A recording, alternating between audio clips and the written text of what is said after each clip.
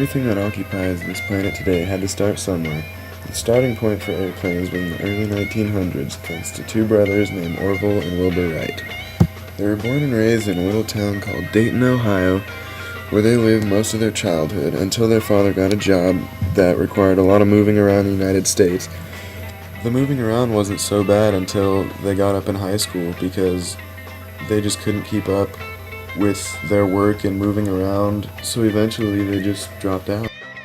When they were in their early 20s, they teamed up and started to study aviation, and within the next 4 years they just came out with all sorts of different flyers and gliders, and finally on December 17th, 1903, they flew the first engine-powered airplane. They got this plane to travel 852 feet, and it stayed in the air for 59 seconds.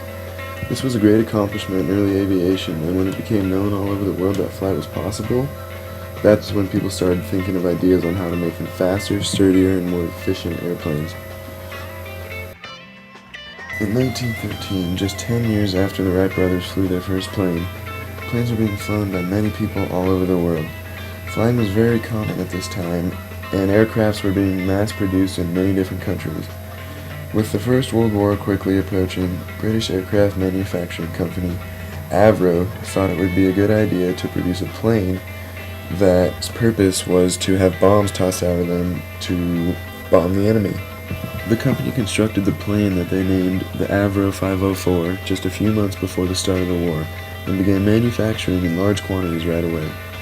It was used more than any other plane during the war because they were cheap to buy and the quality was pretty good. The plane held 2 passengers and had room in the back seat to fit 4 20-pound bombs that the co-pilot would throw out of the plane when flying over enemy territory. Because of how it was used in warfare, it is referred to as the world's first bomber plane.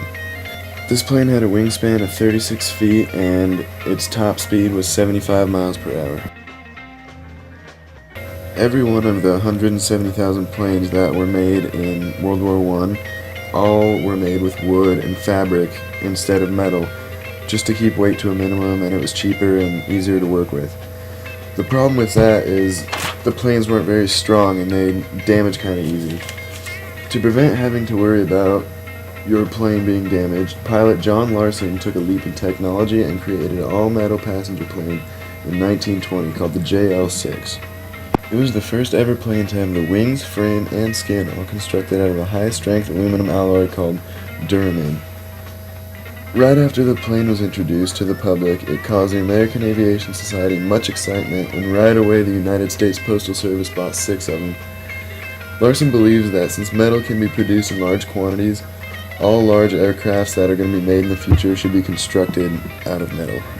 So the metal airplane really did kind of revolutionized flying, and it really was a giant step in technology, but not even compared to Hans von Ohain's invention, which was the jet engine, which was flown for the first time in 1939 and produced more than 1,000 pounds of thrust and was able to reach the top speed of 435 miles an hour. So I would say that's pretty fast. The planes that we have nowadays, the jets go like 650, but this was 60, 70 years ago, so for something going that fast back then, that's pretty crazy.